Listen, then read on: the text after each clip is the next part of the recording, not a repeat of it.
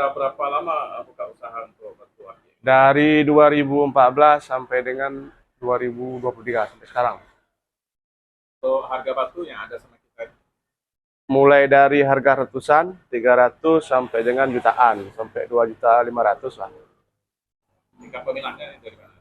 Peminat seluruhnya, seluruh Aceh ada, luar Aceh ada juga kirim-kirim ke luar Aceh.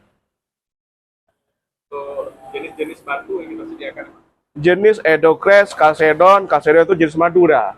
Madu merah, madu putih itu Kalsedon. Kalau Edogres solar, lumut, neon tuh masuk kategori Edogres. Dan ada juga jenis quartz, kayak kuarsa, kayak embun ya. Ada juga sama kita tuh, seperti ini.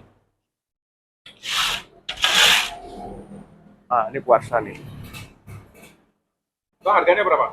Ini 850.000. Kalau yang kecilnya 400, ini dim besarnya.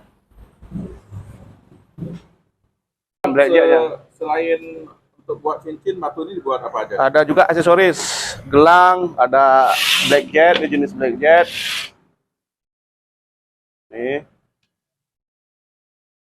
black jet. Kalau ini jenis neprit juga. Itu harganya berapa? Yang ini 400, yang ini 300. Ada juga model peta gini dah bang. Ini. Itu harganya? Ini 600. Yang ini 700 pasarannya.